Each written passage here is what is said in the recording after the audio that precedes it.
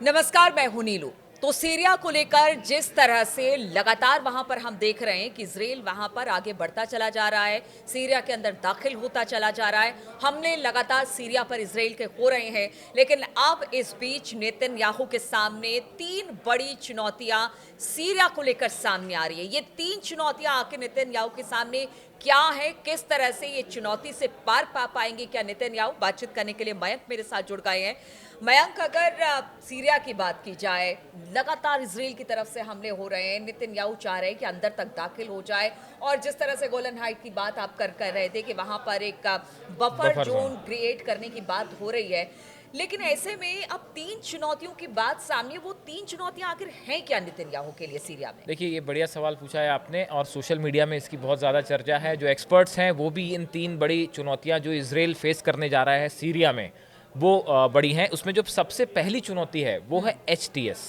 ये जो संगठन है, जुलानी जिसके चीफ हैं, जिन्होंने बशर अल असद को जिसने डिथ्रोन किया, और अब माना जा रहा है कि बड़ा एरिया जो है वो HTS के हाथ में है और वही तय करेंगे कि अब सीरिया पे अगला शासन किसका होगा। नेतन्याहू ये चाहते हैं कि किसी भी तरह HTS जो संगठन है, जुलानी जो है, वो कहीं इजराइल के खिलाफ ना हो जाए, कहीं वो इतने पावरफुल ना हो जाए कि वो इजराइल के लिए आने वाले वक्त में एक चुनौती बन जाए। देखिए, HTS को जो है वो तुर्की का समर्थन है। SNA जो दूसरा संगठन है वो भी इसके साथ है।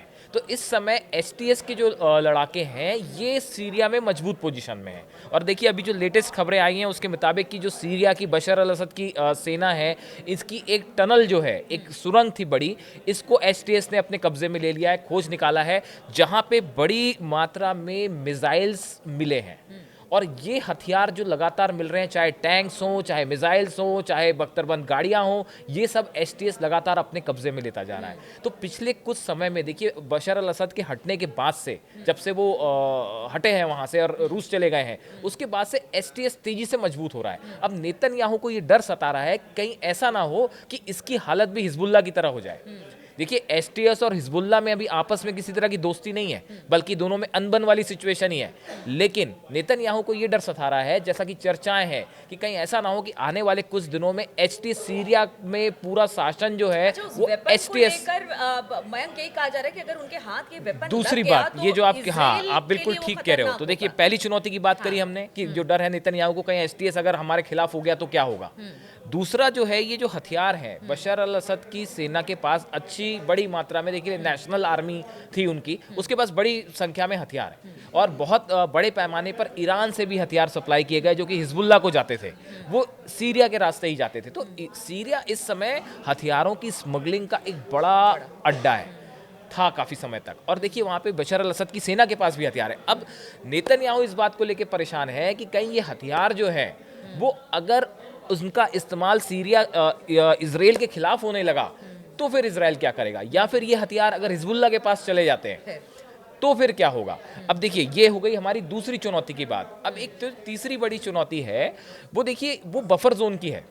देखिए, हमने पिछले वीडियो में भी इस बात की बात की थी। अगर हम देखें तो हमास, अगर हम गजा की बात करें तो हमास के साथ अभी भी युद्ध जो है वो खत्म वाली स्थिति में नहीं है। नहीं, नहीं। वहाँ पे भी अभी भी जो है वो अलग अलग जो लड़ाके हैं वो इजराइल की सेना को टाइम टू निशाना टाइम बनाते हमला हैं, हमने, हाँ, उसके देखा। टैंक्स पे हमला कर रहे होते हैं। तो गाजा जो है वो अभी स्टोरी खत्म नहीं हुई है, वो एक अभी भी जो है वहाँ पे चीज़ें जारी हैं। वैसी हिजबुल्ला के साथ अगर बात की जाए, देखिए, सीज फायर तो हो गया है, लेकिन सीज फायर के बाद जैसे जैसे इजराइल की सेना पीछे आ रही है, वापस आ रही है, कुछ आ भी चुकी है और कुछ और आ जाएंगी अगले कुछ दिनों में, ऐसी स्थिति में हिजबुल्ला भी वहाँ लगातार मजबूत हो रहा है। तो लेबनान वाला जो फ्रंट है वो भी किसी कंक्लूजन की तरफ नहीं है।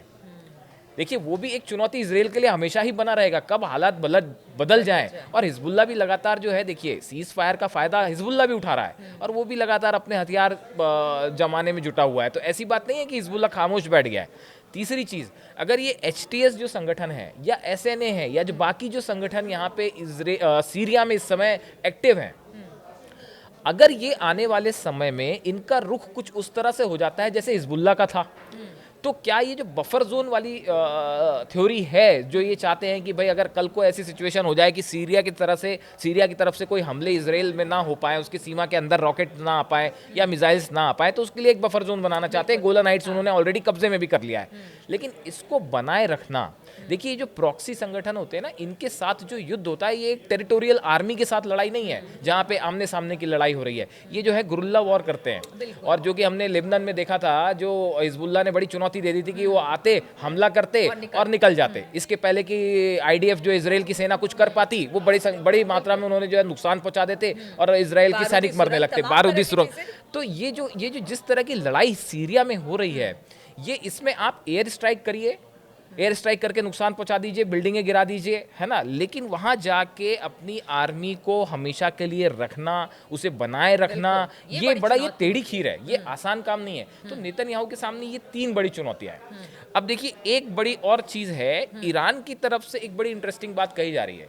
ये जो है खामेनेई की तरफ से, देखिए रूस, भले बशर अल असद जो है, रूस और ईरान का उनको समर्थन था, अब वो वहाँ से बाहर हैं, लेकिन इसके बाद भी ईरान और रूस जो हैं, वो दोनों पूरी हालात पे उनकी नज़रें हैं, एक एक चीज़ पे, और आगे क्या करना है। देखिए, इस पूरे इलाके में जहां बैलेंस ऑफ पावर अगर जरा भी कोई एक पक्ष मजबूत डगमगाता है, तो आप देखिए स्ट्राइक हो जाती है, वॉर हो जाता है। अगर जब ये लगने लगा था कि इजराइल जो है पावरफुल हो रहा है, ईरान ने उसका जवाब दिया और रूस ने कहा, पुतिन ने कि इनको जवाब दीजिए, जवाब मिला। तो ऐसी हालत फिर से सीरिया में भी होने वाली, जो मुझे लगता है, या जो सोशल मीडिया पे चर्चाएं हैं, कि अगर एक पक्ष सीरिया में हावी होगा, चाहे वो इजराइल और अमेरिका हावी हो, तो उसका जवाब रूस की तरफ से, ईरान की तरफ से आज नहीं तो कल जरूर मिलेगा। हालात जरूर खराब होंगे। अब देखिए खामेनेई क्या कह रहे हैं, खामेनेई कह रहे हैं कि इसमें कोई शक नहीं है कि सीरिया में जो कुछ भी हुआ वो अमेरिका और इजराइल की योजना थी।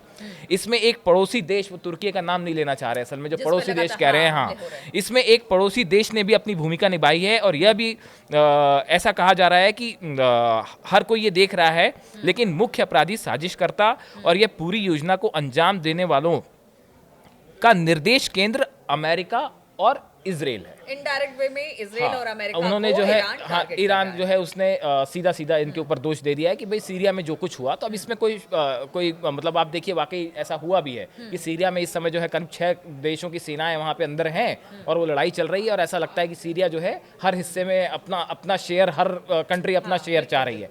लेकिन इस पूरी स्थिति में जब भी एक ऐसी स्थिति बनती है जहाँ प्रॉक्सीज लीड करते हैं, जहाँ ये नहीं पता कि सरकार किसकी होगी, जहाँ ये नहीं पता कि नेशनल आर्मी किसकी होगी, जहाँ ये नहीं पता हथियार किसके होंगे, यहाँ ये नहीं पता कौन किसका समर्थन कर रहा है, ऐसे हालात में जब भी किसी देश के आसपास, सीरिया के पास लेबनान स्थिर है, सीरिया स्थिर है, गजा में अपनी लड़ाई चल रही है, तो ये कई फ्रंट हैं जो कुछ देर के लिए इजराइल इससे संतुष्ट हो सकता है, लेकिन लंबे तौर पे नेतन्याहू भी ये बात समझते हैं कि ये बड़ी चुनौती है, और अगर एसटीएस जैसा कोई संगठन अगर खिलाफ हो जाए तो मुश्किल हो जाए। और यहाँ पर उठता है, क्योंकि ये तो इजराइल का डर है जो उसके मन में है कि क्या होगा। ये 3 बातें हमने कर ली है, लेकिन कहा यह जा रहा है कि अगर इसी तरह के हालात सीरिया में रहे, तो चाहे वो आईएसआईएस हो, अलकायदा हो, एक बार फिर से वहां पर एक्टिव हो सकता है, जो कि इजराइल या फिर अमेरिका के लिए मुफीद नहीं है। देखिए, ये जो सीरिया है ना, ऐसी जो कंट्री हैं, जिस तरह का सीरिया में सिचुएशन है, ये एकदम फर्टाइल सिचुएशन होती है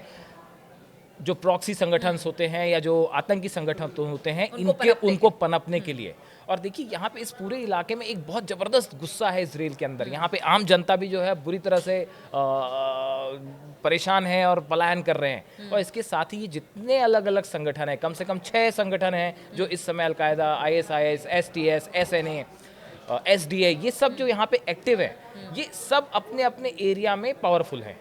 ऐसी सिचुएशन में एक स्थिर सीरिया, एक स्टेबल सीरिया का निर्माण करना, ये अमेरिका, इजराइल, तुर्की, रूस, ईरान सबके लिए बहुत बड़ी चुनौती है। और जब तक सीरिया अनस्टेबल रहेगा, ये हालात रहेंगे, तब तक ना इजराइल सेफ है, और ना ही तुर्की के लिए भी ये एक बड़ी चुनौती बना हुआ है कि इस पूरे एरिया का क्या होता है। और ईरान और रूस तो इस पे नजरें बनाए हुए हैं। चलिए, तो देखिए काफ़ी ज़्यादा यहाँ पर इस वक्त सिचुएशन ऐसी है कि लोग ये नहीं समझ पा रहे हैं, या फिर इंटरनेशनली इसको लेकर बहुत चर्चा हो रही है कि सीरिया में आखिर ये उथल पुथल का दौर कब तक रहेगा। क्या वहाँ पर जल्द ही हालात स्थिर होंगे, या फिर इस तरह के हालात के साथ जो तमाम देश इसके आसपास हैं, जो इसमें इन्वॉल्व हैं, वो किस तरह से इसको डील करते हैं। इस खबर पर लगातार हमारी नज़र बनी रहेगी। आप बने रहिए हमारे साथ।